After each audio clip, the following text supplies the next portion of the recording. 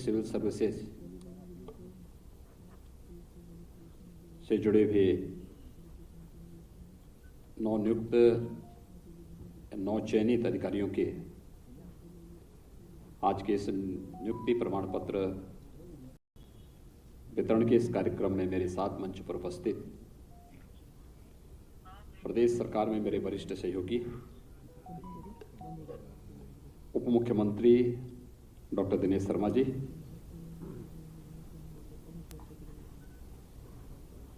प्रदेश शासन में वित्त और संसदीय कार्य तथा चिकित्सा शिक्षा के मंत्री श्री सुरेश कुमार खन्ना जी, अपर मुख्य सचिव नियुक्ति एवं कार्मिक श्री मुकुल सिंघल जी, महानिदेशक उत्तर प्रदेश प्रशासन एवं प्रबंधन अकादमी लखनऊ CL वेंकटेश्वरलू जी, अकादमी के सभी अधिकारीगण, प्रांतीय सिविल सेवा से जुड़े हुए हमारे सभी नवनियुक्त अधिकारीगण, मैं सबसे पहले आप सबको इस नियुक्ति की हृदय से बधाई देता हूं और आप सबके प्रति अपनी मंगल में शुभकामनाएं देता हूं। मुझे प्रसन्नता है कि आप जैसे योग्य और युवा ऊर्जा से उत्प्रोत 97 अधिकारी हमें एक साथ प्रदेश के अंदर प्राप्त हुए हैं, जिनकी योग्यता और जिनकी ऊर्जा का उपयोग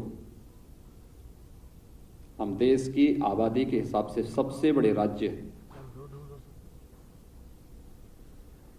के अंदर बेहतर प्रशासनिक व्यवस्था को आगे बढ़ाने में इस्तेमाल कर पाएंगे। हम सब जानते हैं कि उत्तर प्रदेश का जो हमारा प्रांतीय सिविल सेवा से जुड़े हुए अधिकारीगण हैं,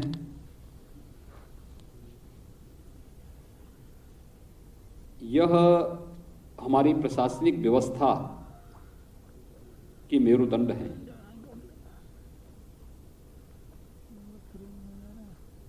कॉमन मैन से, एक आम नागरिक से इनका जुड़ाव होता है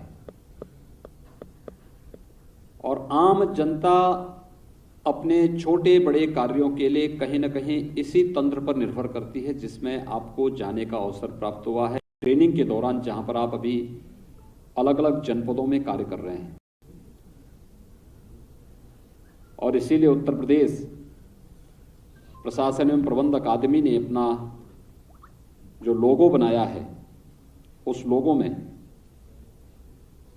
जो अपना थीम वाक्य भी दिया है कि कामये दुख तप्ता नाम प्राणी नामार्ति नाशनम, यानी एक ही कामना है और वह क्या कि मैं दुख से पीड़ित मानवता की सेवा के लिए अपने आप को समर्पित कर सकूं। और यही लक्ष्य आप सभी नवचयनित अधिकारियों का होना चाहिए।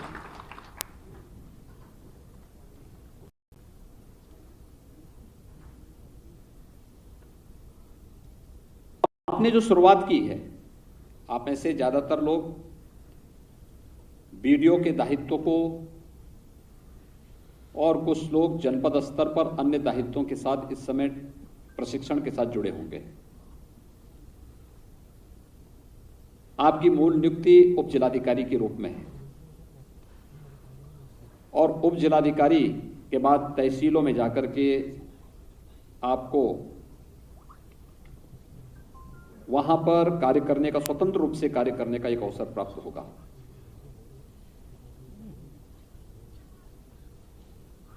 राजस्व से संबंधित एक कॉमन मैन की, एक किसान की, एक नौजवान की, एक गरीब की समस्याओं का निस्तारण करने, वहां पर निष्पक्षता और पारदर्शिता के साथ सामाजिक और आर्थिक न्याय के लक्ष्य को प्रदान करने में आपकी एक बड़ी भूमिका होती है। और यहीं से शुरू होती है किसी भी प्रशासनिक अधिकारी के जीवन की यात्रा। ये जो शुरुआती कार्य है, जितनी मेहनत आप कर सकते हैं, देखिए हमारे यहां आर्मी के ट्रेनिंग के बारे में कहा जाता है कि उनके प्रशिक्षण के दौरान जितना अधिक पसीना बहेगा युद्ध के मैदान में, उतना ही कम खून बहाने की नौबत आएगी। और मुझे लगता है कि जितना बेहतर प्रशिक्षण और जितना अपनी पहली ड्यूटी के बाद जितना बेहतर कार्य आप कर पाएंगे, वह आपकी पूरी सर्विस की नींव होगी। और नींव मजबूत होगी तो स्वाभाविक रूप से इस नींव पर बनने वाला भवन भी उतना ही मजबूती के साथ अपनी जीवंतता को प्रमाणित करता रहेगा।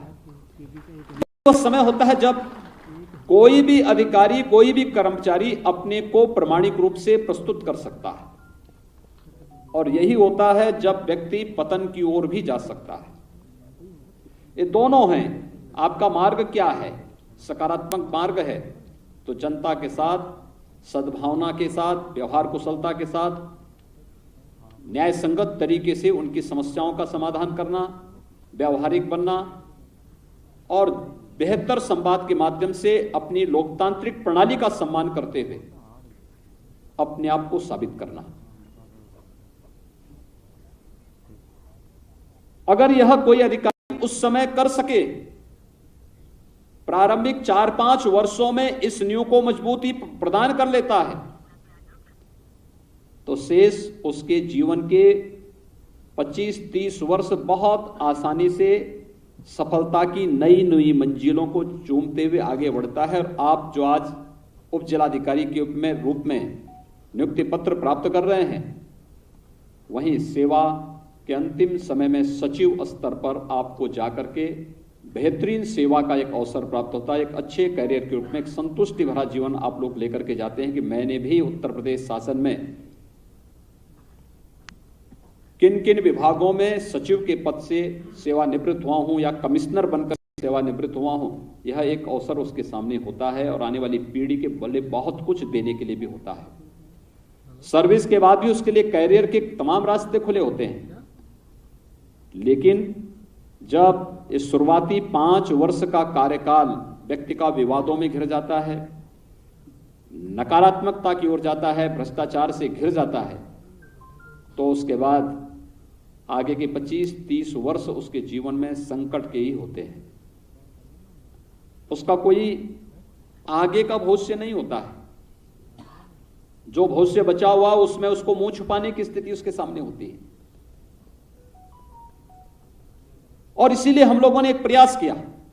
मैं 2017 में जब प्रदेश का मुख्यमंत्री का दायित्व मुझे सौंपा गया, तो मैंने अपनी टीम के साथ बैठ के यही व्यवस्था बनाई कि चाहे जैसे भी हो, प्रदेश के अंदर किसी भी आयोग की, चाहे वह उत्तर प्रदेश लोक सेवा आयोग हो, उत्तर प्रदेश का अधीनस्थ सेवा चयन आयोग हो, माध्यमिक शिक्षा चयन आयोग हो, उच्चतर शिक्षा चयन आयोग हो, या पुलिस की भर्ती हो या बेसिक शिक्षा की भर्ती हो, जितनी भी भर्ती की प्रक्रिया से जुड़े हुए आयोग बोर्ड थे, इन सबको मैंने 2 टूक कहा था। मैंने कहा देखो, आपके कार्य में कोई हस्तक्षेप नहीं करेगा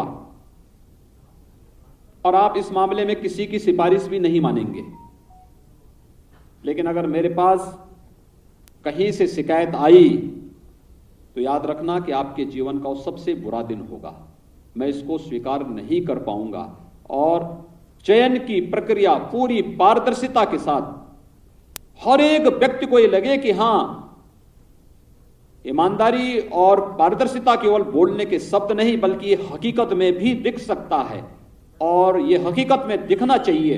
और आज मैं कह सकता हूं कि जब हम 4 वर्ष का कार्यकाल पूरा करने जा रहे हैं, तब हमने प्रदेश की विभिन्न सेवाओं में 4 लाख से अधिक सरकारी नौकरियां उत्तर प्रदेश के नौजवानों को दी हैं और पूरी ईमानदारी के साथ दी हैं, पूरी पारदर्शिता के साथ दी हैं। और अगर सरकार, लोकतांत्रिक पद्धति से चुनी हुई सरकार इस प्रतिबद्धता के साथ कार्य कर रही है, तो यही अपेक्षा आप सबसे भी रखती है कि इसी ईमानदारी और इसी प्रतिबद्धता के साथ आप सब भी कार्य करेंगे। इसी ईमानदारी के साथ जिस फील्ड में कार्य करना है, वहां हमारा कोई अपना नहीं, कोई पराया नहीं। आप एक एसडीएम के रूप में उस तहसील के अंदर जितनी भी 1.5 लाख 2 लाख की आबादी है, 3 लाख की आबादी है, उस पूरी आबादी को अपनी फैमिली मेंबर मान करके हमें कार्य करना है। कोई अपना नहीं, न व्यक्ति, न परिवार, न जाति, न मत, न मजहब, न क्षेत्र, न भाषा, हमारे लिए सब है। हमें उन्हें न्याय देना है, उनकी पीड़ा के साथ अपने आप को जोड़ना है। प्राणी नामार्थ नाशनम का ये जो कामी दुख तप्ता नाम, प्राणी नामार्थी नाशनम का जो बोध है, जो भाव है, उसके पीछे का भाव यही है। हर व्यक्ति को आपके पास आने में, एक पीड़ित व्यक्ति को, मैं इस बात को देखता हूं। मैं कल गोरखपुर गया था, रात्रि में मैं गोरखपुर में था।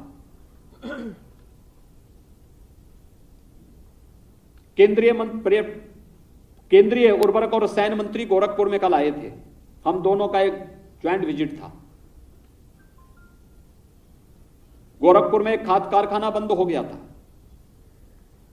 आदरणीय प्रधानमंत्री जी ने 2016 में उस खाद कारखाने के स्थान पर फिर से एक नया खाद कारखाना लगाने के लिए शिलान्यास का कार्यक्रम संपन्न किया था और उसी के निरीक्षण के लिए हम लोग कल गए थे। आज प्रातःकाल में जब देख रहा था, मेरे आवास के पास सैकड़ों की संख्या में फरियादी थे। मुझे 2 घंटे लगे उन लोगों से मिलने में, लेकिन फिर भी मैं हर एक फरियादी से मिला। और समस्या क्या थी? 90% समस्या राजस्व से जुड़ी हुई थी, किसी और से नहीं, राजस्व से जुड़ी हुई समस्याएं थी। अगर हमारे सभी एसडीएम, सभी तहसीलदार, राजस्व के प्रत्येक कर्मी उन गरीबों की पीड़ा को सुनकर के समयबद्ध ढंग से निस्तारण कर दे, तो क्या वह व्यक्ति मेरे पास आता? नहीं आता। क्योंकि हो सकता है उस स्टेज पे उसकी सुनवाई ना हुई हो। हाँ, उसमें बहुत सारे लोग होंगे कि जो नहीं गए होंगे तहसील में। हो सकता है बहुत सारे लोग ऐसे रहे होंगे जिनको मेरे पास आना आसान लगा होगा और सीधे मेरे पास चले आए। लेकिन बहुतायत ऐसे भी लोग रहे होंगे जो लोग लेखपाल के पास गए होंगे, कानून को के पास गए होंगे, नायब तहसीलदार के पास गए होंगे, तहसीलदार के पास गए होंगे, एसडीएम के पास गए होंगे, एडीएम के पास गए होंगे, जिलाधिकारी के पास गए होंगे। लेकिन किसी भी स्टेज पे जब उसको न्याय नहीं मिला तो उसको निराश और हताश होकर के अंततः उसको वह दिन देखना पड़ा कि मैं कब मुख्यमंत्री गोरखपुर आएंगे और मैं उनसे मिल पाऊंगा। और केवल गोरखपुर के नहीं थे, देवरिया से भी थे, कुशीनगर से भी थे, महाराजगंज से भी थे, सिद्धार्थनगर से भी थे, बस्ती से भी थे, संत कबीर नगर से भी थे और प्रदेश के अन्य जनपदों से भी थे। पब्लिक के लिए, उनके इन सभी छोटे छोटे कार्यों के लिए क्या हम अपने कार्यालयों में बैठ करके या तहसील दिवसों के अवसर पर या विशेष शिविर आयोजित करके, मुझे तो आश्चर्य हुआ। मैंने राजस्व विभाग से एक बार कहा, अभी लगभग 3 महीने पहले, मैंने कहा विरासत का एक विशेष अभियान चलना चाहिए। और हम लोगों ने प्रदेश में विरासत का एक विशेष अभियान चलवाया, क्योंकि मैं जानता था विरासत के अभियान में कितनी कठिनाई होती है। मैं स्वयं इस बात को जानता हूं। मेरे गुरुजी दिवंगत हुए थे 2014 में, और 2014 में दिवंगत होने के बाद 2016 में मैंने ये देखने का प्रयास किया कि भाई हुआ ये कि उनके दिवंगत होने के बाद मैंने कहा अब कौन ये सब चक्कर में पड़ता है। मैंने कहा जितने भी उनसे जुड़ी हुई प्रॉपर्टी होगी, जितने भी अन्य चीजें होंगी, सबका ट्रस्ट बना करके और ट्रस्ट उसको संचालित करें। तो मैं यही देखने के लिए कि वरासत की कार्रवाई के लिए आवेदन किया गया था, तो उसमें क्या हुआ है। आप मान सकते हैं मैं एक सांसद रहा हूं 1998 से लेकर के और 17 तक मैं सांसद। जब मैंने आवेदन किया था तब भी मैं सांसद था और 2 वर्ष तक मेरे वरासत की कार्रवाई पूरी नहीं हो पाई थी। तब मुझे जिलाधिकारी से कहना पड़ा था एक कॉमन मैन के साथ क्या बीतती होगी। आप अनुमान लगा सकते हैं जब मेरा कागज इतने दिनों तक रुक सकता है, एक कॉमन मैन का क्या होता होगा। तो मैंने कहा एक वरासत का विशेष अभियान चलाओ। 8 लाख से अधिक मामले आए थे और फिर एक अभियान चला करके उनका निस्तारण भी किया गया। तहसील के अंदर जनता से जुड़ी हुई इसी प्रकार की समस्याओं के लिए विशेष कैंप, विशेष शिविर, विशेष आयोजन हो सकते हैं। पैमाइश, विवाद की मुख्य जड़ क्या है? पैमाइश। हत्या बड़ी जमीनों के लिए नहीं होती है हमेशा। बड़े विवाद तो लंबे समय तक चलते हैं, लेकिन छोटे छोटे विवाद को लेकर के 1 फीट 2 फीट जमीन को लेकर के अक्सर बड़ी वारदातें होती हैं। कानून व्यवस्था के लिए संकट खड़ा होता है। अगर तहसीलें हमारी संवेदनशील हो जाएं, जागरूक हो जाएं, हम अभियान चला सकते हैं। पूरी टीम एक साथ जाए, सावधानी के साथ जाए। हिंसा के लिए कोई जगह नहीं। जहां पर लगता है कि कोई भी इस प्रकार की हरकत करता है, पहले से पाबंदी और पहले से सख्ती। जब सरकार ने कार्य करने के लिए पूरी स्वतंत्रता दी है, पूरी फ्रीडम है, किसी अधिकारी और किसी कर्मचारी के कार्य में किसी प्रकार का कोई भी राजनीतिक हस्तक्षेप नहीं, तो फिर कॉमन मैन को न्याय प्राप्त करने के लिए इस प्रकार की इड़ी चोटी एक क्यों करना पड़ रहा है? न्याय तो फिर उसके पास पहुंचना चाहिए। और जो अधिकारी अच्छा काम कर रहे हैं उनके बारे में पब्लिक बोलती है कि फलाना अधिकारी बहुत अच्छा है, बोलती है पब्लिक। हमें बहुत बार प्रशासनिक आधार पर कुछ अधिकारियों को जो अच्छे लगते हैं तो उन्हें कुछ ऐसी जगह पे भेजना पड़ता है जो चुनौतीपूर्ण होता है लेकिन महत्वपूर्ण भी होता है, वहां भेजना पड़ता है। लेकिन जब हम लोग हटाते हैं, हमारे पास एक साथ पब्लिक की तरफ से फीडबैक आने लगता है, अरे साहब हमारा अधिकारी इतना अच्छा था, आपने हटा दिया। लेकिन बहुत बार ये होता है, पब्लिक भले ही शिकायत नहीं करती है, लेकिन जब हम लोग किसी अधिकारी को हटाते हैं तो पब्लिक हमें धन्यवाद भेजती है कि आपने अच्छा किया, हमारा ये बला टल गया है, ये जो है अच्छा हुआ, हमारे यहां किसी को न भेजें, हम ऐसे रह जाएंगे, लेकिन ये अधिकारी चला गया, अच्छा हुआ। आप तय करिए आपको किस में रहना है।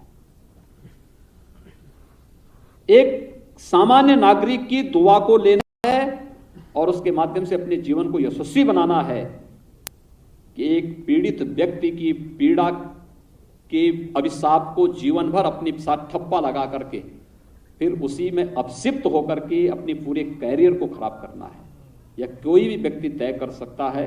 और मुझे लगता है कोई भी सक्षम व्यक्ति, ईमानदार व्यक्ति हमेशा समाज की दुआ को लेकर के एक सामान्य नागरिक को जहां पर न्याय उम्मीद ही नहीं बल्कि हकीकत में बदलावा दिखाई दे, ये चीजें दिखानी चाहिए। और ये तब मैं आपसे कह रहा हूं जबकि उत्तर प्रदेश का अब तक का सबसे बड़ा बैच है पीसीएस का, जो उप जिलाधिकारी के रूप में चयनित होकर के सेवा के लिए जा रहा है। 97 अधिकारी एक साथ उत्तर प्रदेश पीसीएस का पहली बार इतना बड़ा बैच निकला है और पूरी पारदर्शी तरीके से। यही उत्तर प्रदेश है जहां 17 के पहले क्या क्या नहीं होता था। हमारे युवाओं को आत्महत्याएं तक करनी पड़ी थी, धरने प्रदर्शन करने पड़े थे, तमाम प्रकार की स्थितियां पैदा हुई थी और नौकरियां बिकती थी। न्यायालय में लंबित पड़े हुए हैं, सीबीआई की इंक्वायरी चल रही है। लेकिन मैं कह सकता हूं पिछले 4 वर्ष के दौरान जितनी नियुक्तियां हुई हैं, किसी भी नियुक्ति के बारे में कोई प्रश्न नहीं खड़ा कर सकता है। और इसीलिए ये जो दायित्व आप सबके ऊपर है, इस दायित्व का ईमानदारी पूर्वक निर्वहन करना अब ये आप सबकी जिम्मेदारी है। पहली प्राथमिकता तय कर लें कि पहली प्राथमिकता हमारी, जो मेरा दायित्व है वो ही मेरा धर्म है, जो शासकीय दायित्व मेरे पास है यही मेरा राष्ट्र धर्म है और यही मेरा कर्म भी है। अपने कर्तव्यों का ईमानदारी पूर्वक निर्वहन ही मेरा राष्ट्र धर्म होगा। मेरी पूजा पद्धति, मेरी उपासना विधि अलग है, वो मैं अपने घर में करूंगा, लेकिन मैं अपने कार्य पद्धति के दायरे में कोई भी ऐसी संकीर्णता नहीं लाने दूंगा जो मुझे मेरे राष्ट्रीय कर्तव्यों से च्युत करता हो, जिसके बारे में वित्त मंत्री श्री खन्ना जी ने कहा कि उस जापानी लड़की ने इसलिए मना कर दिया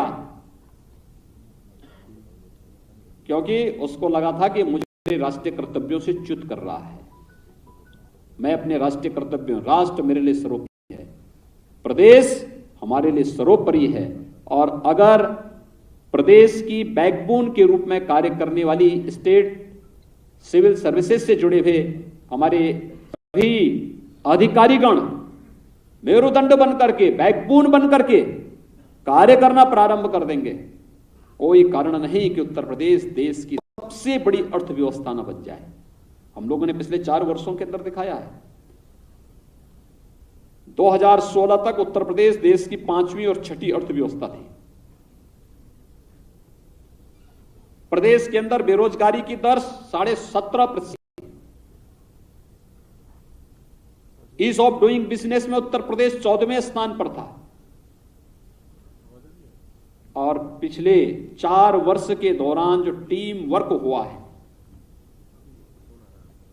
उसका परिणाम है Uttar Pradesh ease of doing business में 14वें से दूसरे स्थान पर आया है। अर्थव्यवस्था में 5वीं और 6ठी से अब दूसरे स्थान पर आ चुका है। और यही नहीं, बेरोजगारी की जो दर उत्तर प्रदेश में 17.5% थी, आज वो घट करके 4% पर आ चुका है। लोगों के लिए कौतूहल और आश्चर्य का विषय है कि इतना बड़ा प्रदेश, इतनी बड़ी आबादी, 40 लाख माइग्रेंट लेबर जिस प्रदेश में आए हों, वहां बेरोजगारी की समस्या का समाधान कैसे हुआ?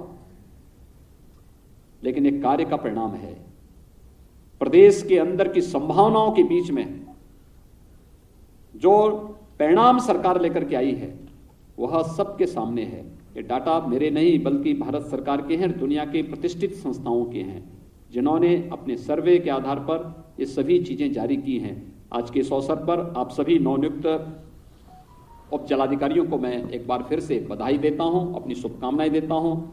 आपके सफल और उज्जवल भविष्य की कामना भी करता हूं और विश्वास करता हूं पूरी क्षमता, कार्यदक्षता का अपनी दक्षता के साथ सब अपने आप को साबित करेंगे। आप सबके प्रति मेरी शुभकामनाएं। धन्यवाद। जय हिंद। बहुत बहुत साधुवाद।